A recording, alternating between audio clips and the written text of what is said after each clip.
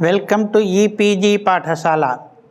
I am V. Kannan, former Pro Vice Chancellor of University of Hyderabad, Professor of Mathematics in the same university. The course title is Vedic Epic and Puranic Culture of India. The present module is Women in Vedas. In this module, we are going to discuss the status of women in the Vedic era as we can understand from the study of Vedic literature. The learning objectives in this module are the following: Introduction to Women in Vedas, Women in Vedic Society, Birth of the concept of Goddess, Position of Women in the Society, Education of the Girl Child, Women and Marriage System, Wifehood in the Vedic era, Divorce, Remarriage and Widowhood, Prostitution in the Vedic Age, same in the later Vedic period, and the anecdotes of 4 important particular women in Rigveda, namely Ghosha, Lopamudra, Maitreyi and Gargi, and finally a summary of results that we have seen about the status of women in Vedas. We first start with the item Women in Vedas, an introduction. Early Vedic age can be called as golden period of womanhood in India. In that age, women enjoyed an honored place in the society. The education of girls was not neglected.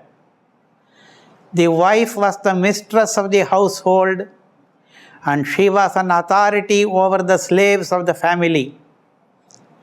In all religious ceremonies, she participated with her husband. The later day habits like Parda system and Sati system were absent in the Vedic society. Polygamy was occasionally practiced. It was confined only to kings and chiefs. Remarriage of widows also happened occasionally. However, the women were not completely independent and they had to remain under the care of their male relatives. The girls were married after attaining puberty also and sometimes before also. The practice of Swayamvara was also prevalent among other systems of marriage. The Rigveda mentions the names of some learned ladies like Vishwavara, Apala and Ghosha, who composed mantras and who attained the rank of Rishis. Now we will start in detail the study of the status of women in Vedic society. The home has verily its foundation in the wife. Thus says a passage in the Rig Veda. Later in Smriti also, this has been echoed in the words Grihini Grihamuchyate. The house is nothing but the lady of the house. During the Vedic age, women were assigned a high place in society. They shared an equal standing with their menfolk and enjoyed a kind of liberty that actually had societal sanctions. To understand this equality, we quote a passage from Yajurveda. When people wanted to get children, some of them preferred male children and some others female children, but both were there. Yah kamayeta pumanasya jayeteti. And similarly, yah kamayeta striyasya jayeteti. This means as much as one desired to have a son, similarly one desired to have a daughter also. It is one way in which the equality between the two sexes is explicitly mentioned in the Vedic literature. The ancient Vedic philosophical concept of Shakti, Parahasya Shaktir Vividhaiva Shruyate, says an Upanishad. This concept of Shakti of the God, it is the feminine principle of energy. It was also a product of this Vedic age. This took the form of worship of the female idols or goddesses. The birth of the concept of goddess we are going to see now. The feminine forms of the absolute and the popular Hindu goddesses are believed to have taken shape in the Vedic era itself. In the picture we are seeing goddess Kali portrayed, and she is portraying the destructive energy. These female forms came to represent different feminine qualities and energies of the Brahman, the Supreme Being. Here we see three goddesses. Durga the protective, Veda says, Durgam Devigam Sharanamaham Prapadye. Next in the middle we see Lakshmi the nourishing goddess. Veda says, Lakshmi Manapagamini. Thirdly we are seeing Saraswati, the goddess of creativity. Veda says, Yad Vacho Madhumat Tasmin Swaha Saraswatyai. Thus, Durga, Lakshmi and Saraswati are goddesses worshipped in Vedic literature. Here we see Gayatri. Gayatri Devi is worshipped as Vidya-mitra. It is to be noticed that the Vedic religion recognizes both the masculine and the feminine attributes of the divine. Feminine aspects are equally important. The Vedic concept gave rise to the worship in later periods of many male-female divine duos. Divya Dampati like Radha Krishna, Sita Rama, Uma Mahesha, Lakshmi Narayana, etc. Where in all these couple forms, the female form is usually addressed first. Here we are seeing Divya Dampati, Radha Krishna, Uma Mahesha, Lakshmi Narayana and Sita Rama. We have so far seen about women goddesses. Now we move on to the position of women in the society. During the Vedic period, women were held at a very high position in the society, at an exalted status. Unlike in the later period, the Vedic age did allow women greater liberty, freedom and respect, and they were not looked down upon. Firstly, girls could be educated. Girls could be taken for the samskaras of Upanayana, Brahmacharya, etc. That itself suggests there was a sense of equality between boys and girls. In Vedas, there are mentions of women sages. These sages were even mantra drashtri, that is, they contributed to the composition, the revelation of the mantras of Vedas also. Women were taking part in sacrifices and rituals. And as already seen, there were goddesses who were worshipped. Hymns of the Rig Veda speak of the honor and love a man must have for his wife.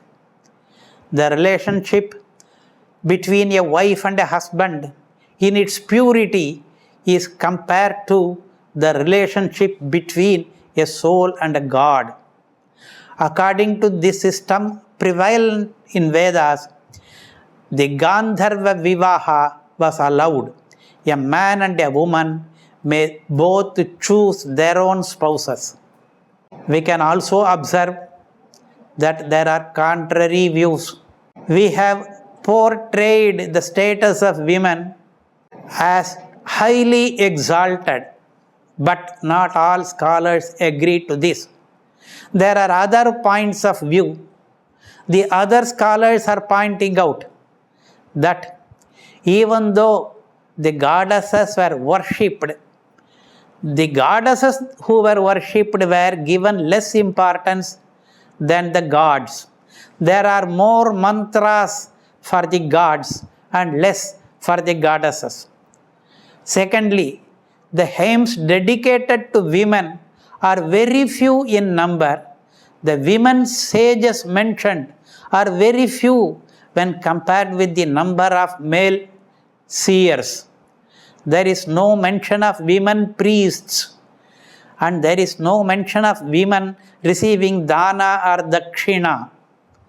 It looks like a patriarchal society where preference is to the male's lineage. A woman, like nowadays, in those days also, had several roles to play in society and had only a few liberties and rights. This is another side of the status. We will go back to the first side. Contrary to these views, Atharva Veda mentions several high positions given to the women. It says women should be valiant, women should earn fame, women should become scholars, women should be illuminating, women should be prosperous and wealthy, they should be intelligent and knowledgeable, they should take part in the legislative chambers and in governmental organizations. They should take a lead stage in ruling the nation also, and also in societal works. They should have the same right as son over father's property. They should be the protector of family and society. They should be the provider of wealth and food. They should be the providers of prosperity. They should ride on chariots. They should even participate in wars. And this is what Atharva Veda mostly and Yajurveda occasionally mentions about the status of women in Vedas. First, we will talk about the education of the girl child. Vedic literature prizes the birth of a scholarly daughter. We will give two references. One is from Mahanirvana Tantra, which says that a girl also should be brought up and educated with great effort and care. Another is from Devi Mahatmyam, which says all forms of knowledge are aspects of Devi. All women throughout the world are the forms of Devi. Women who so desired could undergo the sacred thread ceremony. This is called Upanayana. This is a sacrament to pursue Vedic studies. Nowadays, this is meant only for males. But in Vedic era, occasionally females were allowed voluntarily to have Upanayanam.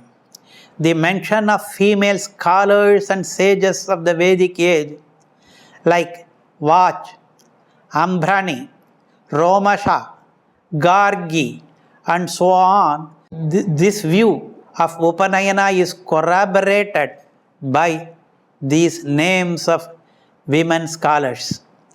These highly intelligent and greatly learned women who chose the path of Vedic studies were called Brahmavadinis. Women who opted out of education for married life, they were called Sadyovadhus. Co-education seems to have existed in this period. Both the sexes got equal attention from the teacher. Ladies from the Kshatriya class received martial arts courses and also training in arms. For women, the marriage systems were many.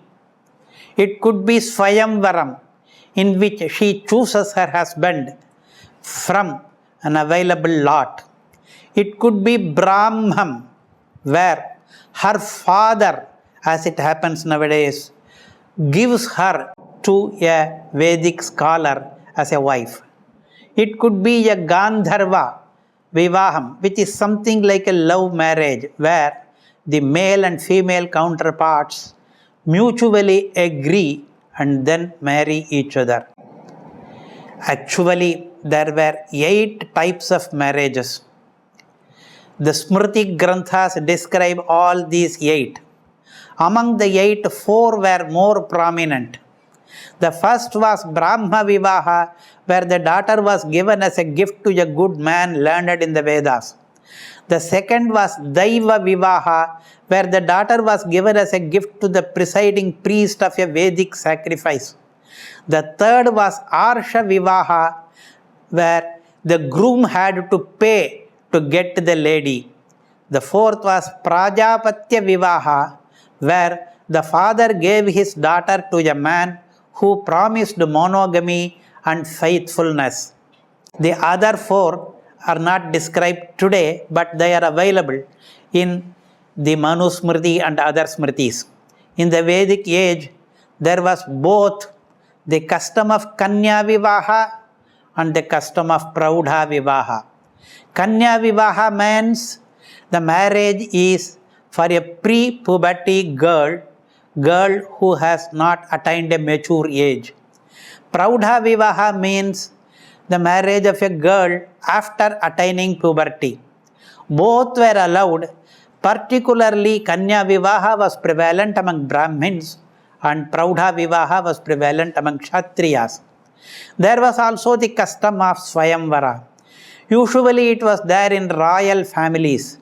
The girl had the freedom to choose her husband from among the eligible bachelors invited to her house for the occasion.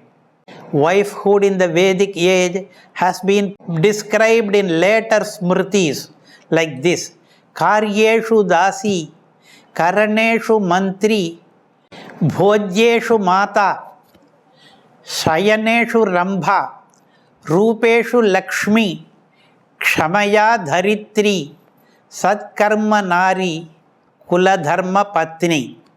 This is not a Vedic passage, but this is a passage from Smritis, which are texts remembered from Vedas. As at present, after marriage, the girl became a grihini or a wife and was considered ardhangini, or one half of her husband's being, and this is clearly stated in Vedic passages themselves. Ardhova esha atmanaha yat patni, says Taittiriya Brahmanam. Wife is half of the husband's body. Both of them constituted the griha or home. She was considered its samrajni. Samrajni means queen or mistress of the household.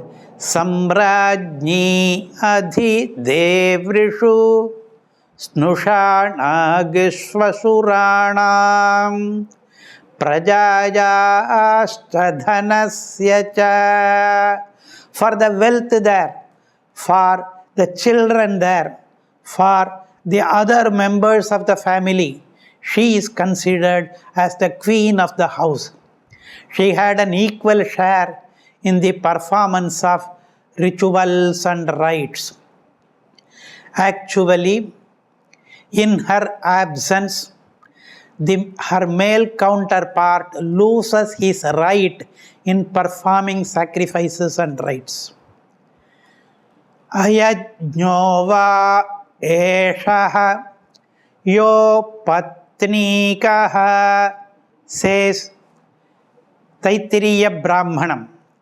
A person without a wife be it before marriage or be it after wife's death, he becomes ineligible for not only performing Vedic sacrifices but even for participating in Vedic sacrifices performed by others. He loses his right once he is without a wife. Wife's position is important for all Vedic sacrifices. She was not compelled at the death of her wife to merciless practices. Even though the tonsuring of the head is mentioned in Vedas, Matvam Vikeshi Pura Avadhishtaha, but at the same time, a widow was not compelled to do so. She was not also compelled for Sahagamana, the practice of the sati, which was prevalent in some states of India on a later date. If they chose to, they could live a life of a sannyasini. They can go to a hermit after the husband passed away. So far we have seen the status of a woman in the household. Now we see the status of prostitutes. Prostitutes were very much a part of the later Vedic society. They were allowed to make a living. They were accepted in the society, but their lives were regulated by a code of conduct. They came to be known as Devadasis in later period. These girls were married to God in a temple. They were expected to spend the rest of their life as the maid serving the men in the society. Now we come to the concept of women Rishis who perform penances and do Veda Sakshatkara. The Rig Veda mentions Romasha, Lopamudra, Apala, Kadru, Vishvavara, Ghosha, Juhu, Vagambhrini, Paulomi, Yami, Indrani, Savitri and Devajani. The Samaveda adds Nodha, Akrishta Bhasha, Sikata Nivavari and Gaupayana. When it comes to talking about significant female figures of the Vedic period, apart from the women Rishis, we have many more. Sulabha Maitreyi, Gargi Kakshivati, Dakshina Prajapatya, Vishvavara Atreyi, Godha, Apala, Yami Vaivaswati, Lopamudra, Romasha Swanya, Aditi Dakshayani, Ratri Bharadvaja, Vasukra Patni, Surya Savitri, Indrani, Sharma Devasuni, Urvashi, Shashwati, Angirasi and Sri Laksha and some others like that. Women Rishis were called Rishikas. About 30 of them are named in the Rig Veda. Now let us see some stories of some of these women Rishis. Lopamudra was the wife of Agastya. She was known for her command over Sanskrit and Tamil, two languages. The meaning of the word Lopamudra is one who is totally absorbed in herself. She was one of the Brahmavadini Rishi Patnis. Two mantras of the Rig Veda are attributed to her. There were women scholars like Romasha, the wife of Swanya, Vishvavara belonging to the Atri family, Angirasi Saraswati of Angirasa family and so on. The seers of Rig Veda Suktas, plenty of them in the 10th mandala, are women. Gargi was one of the learned persons summoned by King Janaka. The Upanishads refer to the conversation between Maitreyi and her husband Yajnavalkya. In some texts, the stage of attaining Brahmajnana is described. For example, Gargi got it in the Brahmacharya stage. Chudala attained it while she was a household lady Grihastha. Maitreyi attained it, that is God knowledge, divine knowledge, while she was in the Vanaprastha stage of life. Sulabha Yogini attained it while she was a sannyasini. Therefore, at different stages, these ladies have attained the superior knowledge. Now, we are going to see particularly 4 ladies and their stories in Vedas. There are 27 women seers, but most of them are just abstractions. Ghosha is not like that. She was a definite human form. She was the granddaughter of Dirghatamas. She was the daughter of Kakshivat. And both these, that is her father and grandfather, they were composers of hymns in praise of Ashwins. Ghosha also has 2 entire hymns of the 10th book, each containing 14 verses assigned to her name, Ghosha Suktas. She suffered from an incurable disfiguring disease. This is her story. The disease could be leprosy. She remained a spinster at her father's house. Her implorations with the Ashwins are twin gods. Her devotion for the forefathers towards them made them cure her disease. Not only she, her father and grandfather were also Ashwins worshippers. Therefore, the twin gods helped cure her disease. And then she had a married life. This is the story of Ghosha. 3 more lady characters described in Vedas we will study. In Rig Veda, there are long conversations between the sage Agastya and his wife Lopamudra. This testifies to the great intelligence and goodness of the latter. The legend is like this. Lopamudra was first created by the sage Agastya and given as a daughter to the king of Vidarbha. The royal couple gave her the best possible education and brought her up amidst luxury. When she attained a marriageable age, Agastya, the sage who was under the vows of celibacy and poverty, wanted to own her. Lopa agreed to marry him, and she left her palace and riches, and she went for a simple life in Agastya's hermitage. But Agastya was celibate. She served her husband faithfully for a long period, but she grew tired of Agastya's austere practices. Agastya could not attend to her. She wrote a hymn of 2 stanzas, making an impassioned plea for his attention and love. His means her husband's. Soon afterwards, the sage realized his duties towards his wife, and he performed both his domestic and ascetic life with equal zeal. He reached a wholeness of spiritual and physical powers. Then a son was born to them. He was named Dridhasyu, who later became a great poet. This is the story of Lopamudra. There are 2 other stories we are going to study now. Maitreyi.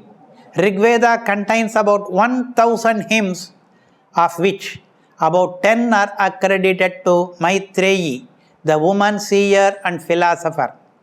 She contributed towards the enhancement of her sage husband Yajnavalkya's personality and in the flowering of his spiritual thoughts. Yajnavalkya had 2 wives, Maitreyi and Katyayani. While Maitreyi was well versed in the Vedic scriptures, she was a Brahmavadini. Katyayani was an ordinary woman. Then the story goes, one day the sage decided to make a settlement of his worldly possessions between his 2 wives, share the wealth, distribute the wealth between these 2 wives, and renounce the world by taking up ascetic vows he wanted to become a sannyasi. Then he asked his wives what their wishes were. The learned Maitreyi asked her husband if all the wealth in the world would make her immortal. The sage replied, no, the wealth could only make one rich, nothing else. It cannot make one immortal. Then Maitreyi asked her husband for the wealth of immortality and not for the wealth of money and riches. Yajnavalkya was happy to hear this. He imparted Maitreyi the doctrine of the soul, and he also imparted his knowledge of attaining immortality. This is the story of Maitreyi. So far we have gone through the stories of three great ladies, now the fourth. Gargi. She was a Vedic prophetess. She was the daughter of sage Vachaknu. She composed several hymns that questioned the origin of all existence. When King Janaka of Videha in the Mithila city, he organized a Brahma Yajna, a philosophers' congress, and that was centered around the fire sacrament. Gargi was one of the eminent participants. She was a lady participant among so many male participants. She challenged the sage Yajnavalkya with a volley of embarrassing questions on the soul or Atman. These questions confounded the learned man, who had till then silenced many an eminent scholar. Gargi's fame rose up. This is the story of Gargi. So far, we have seen stories of four great ladies mentioned in the Vedic literature. Now we come to the summary of what we have seen so far. We saw about women Rishis. Even though they were very few, they contributed a lot for the cause of the society and for the Vedas. Next we saw about the status of women in the society.